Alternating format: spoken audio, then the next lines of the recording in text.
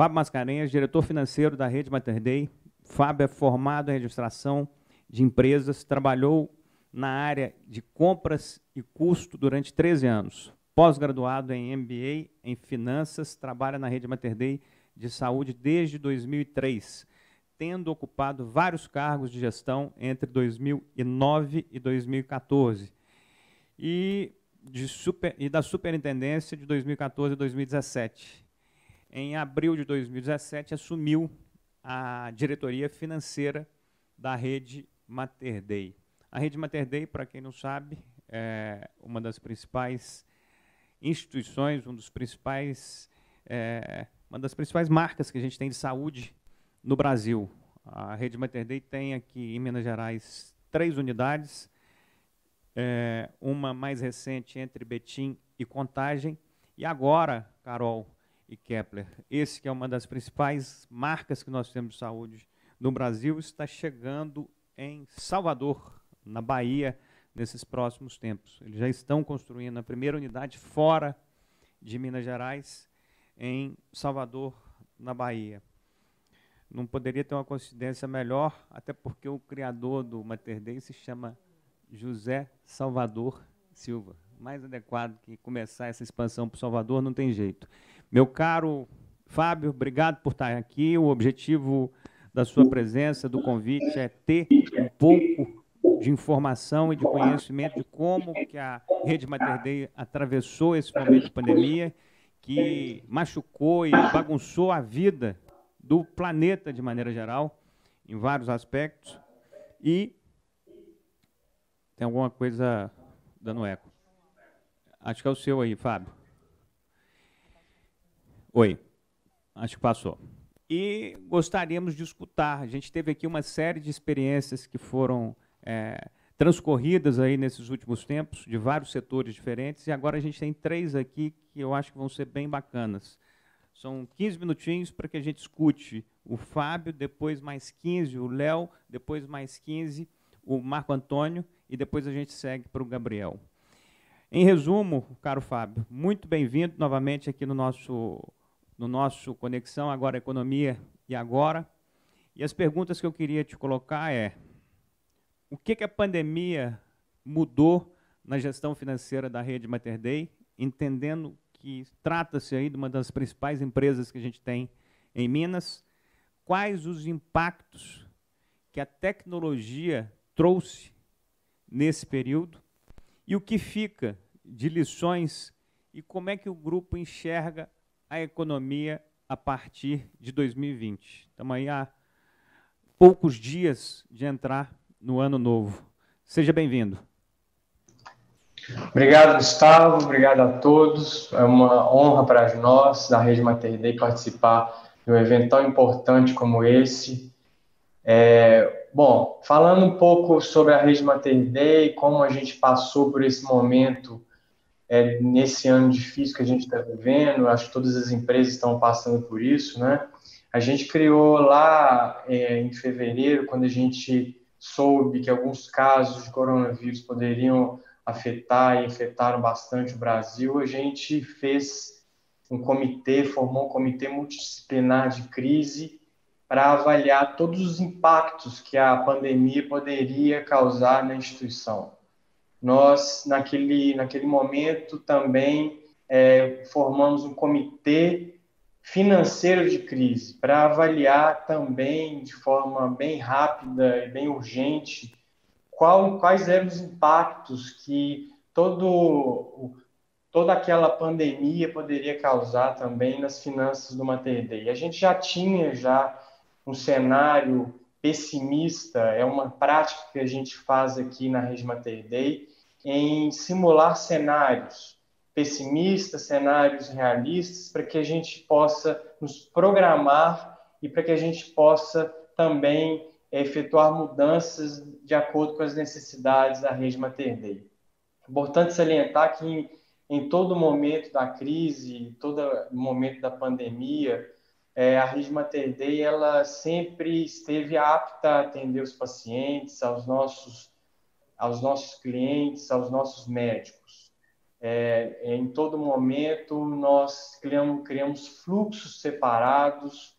A gente tem uma estrutura, como você falou, muito bem montada, estrutura ampla de atendimento para que o paciente suspeito de coronavírus ele não se misture, ele não fique ao lado de pacientes que vão ser atendidos com alguma outra comorbidade. Então, é importante salientar que o Mater Dei se preparou desde março, né, no sentido de oferecer um atendimento seguro aos nossos clientes, aos nossos pacientes, e isso tem acontecido até hoje. Nós não tivemos nenhum tipo de problema em relação a isso, né?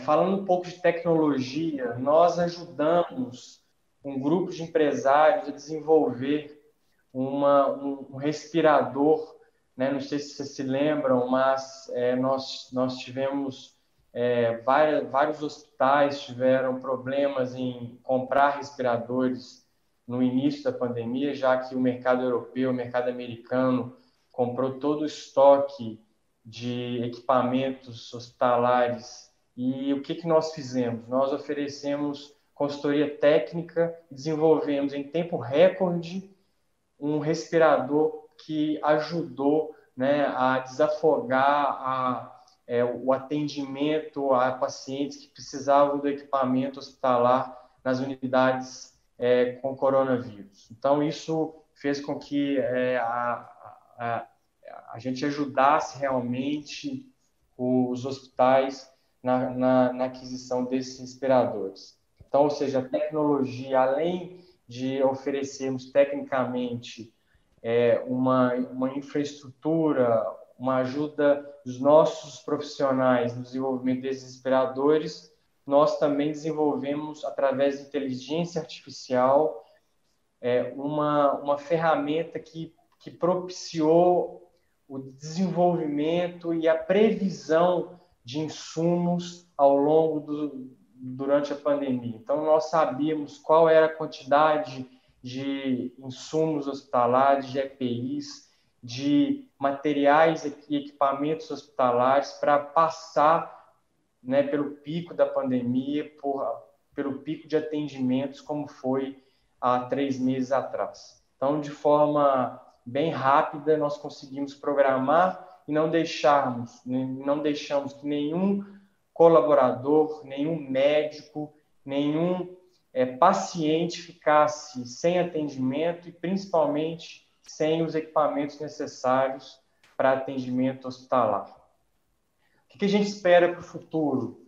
Eu acho que com a vacina a gente tende a fazer com que a economia volte a níveis pré-pandemia. Acho que é importante que as empresas se preparem, já que a vacina tá por vir, né? A gente espera aí que mais 2 ou 3 meses a gente consiga ter condições de vacinar toda a população e, com certeza, fazer com que a gente volte a retomar o crescimento econômico como a gente esperava, como a gente estava antes da pandemia, né?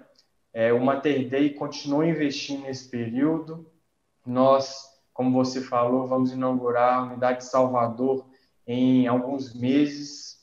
Então, durante esse período, nós mantivemos a obra a todo vapor lá em Salvador, não paramos de trabalhar, de continuar a desenvolver o projeto que é tão importante para aquela cidade, né?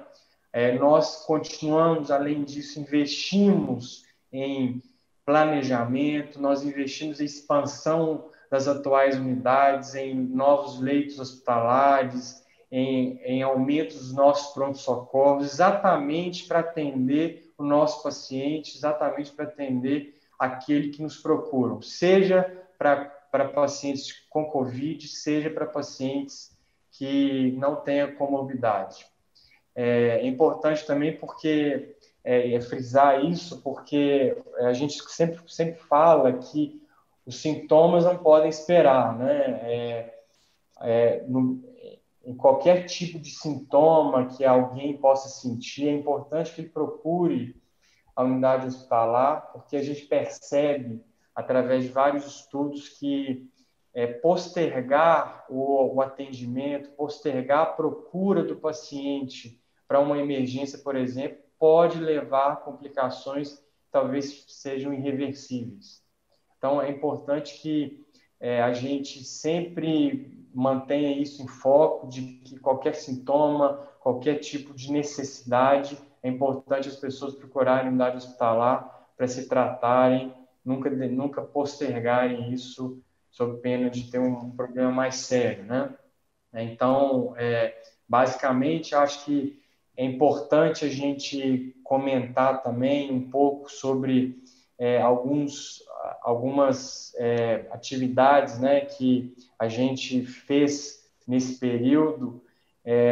Apesar da pandemia, nós também implantamos na unidade Betim Contagem, disponibilizamos para a sociedade, para o governo de Minas Gerais, 3 andares de CTI, né?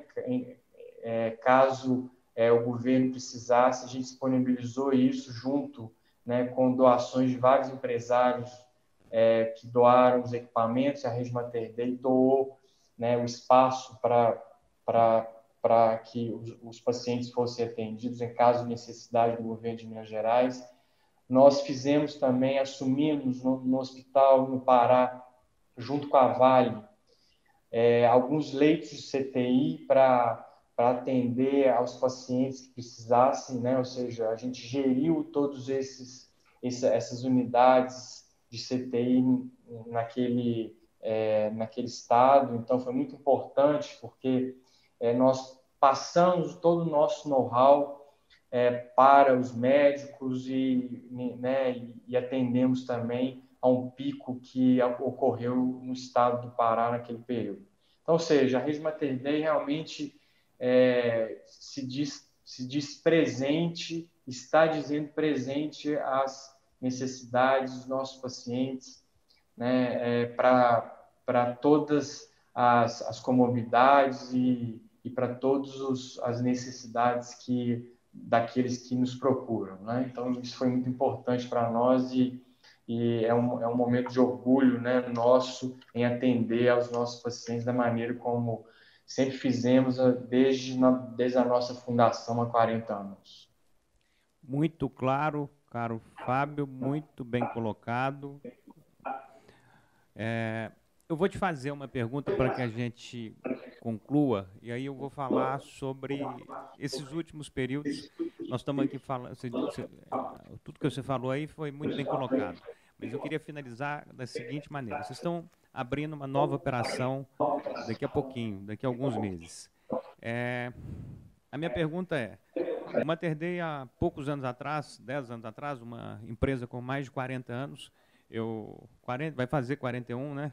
Na verdade, eu não nasci lá, porque eu nasci alguns meses antes, mas foi pelo Dr. Salvador. E a minha pergunta que eu lhe faço é a seguinte: existia uma unidade do Santo Agostinho, então 100% de tudo que tinha de fluxo financeiro vinha dali, 100%. Depois chegou a unidade da Contorno, a nova. E agora, recentemente, Betim Contagem. Daqui a pouco, Salvador, Bahia. A minha pergunta é: como é que foi esse desenrolar nessa linha do tempo? Uma unidade, 40 anos, nasceu a segunda, nasceu a terceira e agora vai vir a quarta. O que representa cada uma dessas unidades no faturamento global? E o que vocês acreditam que vai passar a valer a unidade Bahia? Ótima pergunta, Gustavo. As coisas elas têm mudado muito ao longo dos últimos anos e a economia ela tem se diversificado muito nesses últimos anos. O hospital foi inaugurado em 1980, como você falou, e a gente foi no bloco 1 da unidade de Santo Agostinho. Depois a gente passou por uma expansão 20 anos depois. em 2000, quando a gente inaugurou a Torre Nova do Santo Agostinho, no mesmo terreno. E em 11 anos, a gente identificou uma necessidade de expansão pela qualidade, pela quantidade de atendimentos que a gente estava tendo na unidade de Santo Agostinho. A gente não estava conseguindo mais, em 2010, em 2009, atender os nossos pacientes da maneira como a gente gostaria, devido a um crescimento muito grande, né, de atendimentos que nós tínhamos naquele período. Então, naquela época, a gente entrou numa licitação da Prefeitura de Belo Horizonte e efetuamos a compra do antigo Mercado Barroca. Foi quando, em 2 anos e 1 mês, praticamente, a gente inaugurou a unidade Contorno, né, que ficava, né, no antigo Mercado Barroca, ali na Contorno 9000. Bom, naquele período, a gente também percebeu que nós deveríamos buscar outras cidades. Por que Betim? Por que Contagem? Né?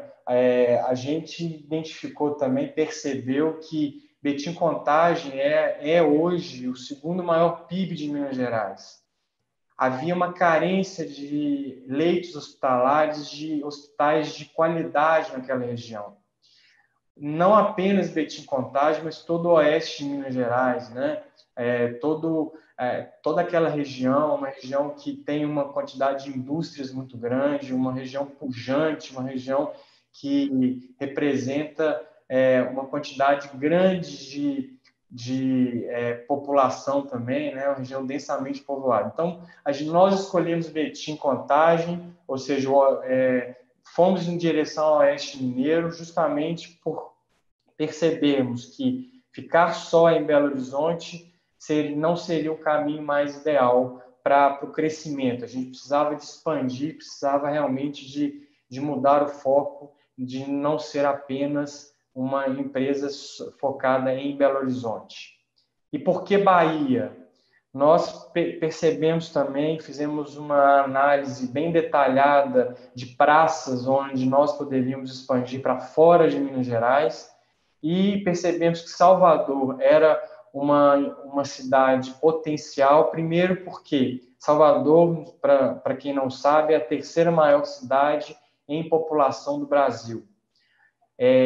Também há uma população lá, né, por ser maior, percentualmente com um pequeno percentual de população que tinha planos de saúde, ou seja, existe um potencial de crescimento e provavelmente, certamente, né, a população de lá vai precisar também de um atendimento de qualidade. É isso que nós queremos levar para Salvador. O atendimento que nós entregamos aqui em Belo Horizonte, em Minas Gerais, o mesmo atendimento, a mesma filosofia de atendimento humanizado, personalizado para os nossos clientes, né?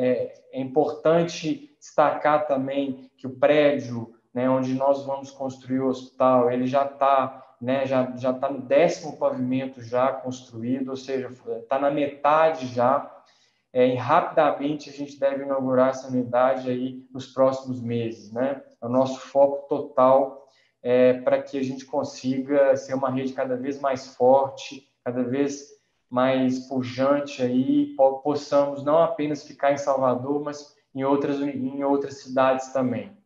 Hoje, se você dividir as 3 unidades em relação ao faturamento, conforme você falou, né, a gente pode salientar que é em torno de 40% Santo Agostinho, 40% a unidade da Contorno e 20% Betim Contagem por enquanto. A gente tem fechado vários convênios na unidade de Betim Contagem, a gente tem procurado atender a demanda realmente que está reprimida lá naquela região, justamente por a gente perceber que os clientes, as empresas que compram plano de saúde realmente estavam precisando e buscavam atendimento de maior qualidade naquela região. Então, eu tenho certeza que a rede Mater Dei não ficará só nas 3 atuais unidades de Santo Agostinho, Contorno, Betim, Contagem, não ficará somente na unidade de Salvador. É nossa pretensão, é nosso objetivo crescer cada vez mais, né, e dar, né, um atendimento cada vez mais humanizado e diferenciado, como é a nossa marca, como sempre foi a nossa filosofia nos últimos 40 anos. Fábio, queria agradecer aqui a Maria Norma, a Márcia, ao Henrique, ao Dr. José Salvador, pela presença aqui a partir da sua representação, da sua fala. Foi muito bom. Essa última aí foi ainda mais motivadora, mostra que o grupo acredita no Brasil, acredita em Minas Gerais, acredita na economia e vai seguir crescendo e vai seguir adiante. Muito obrigado pela sua participação conosco.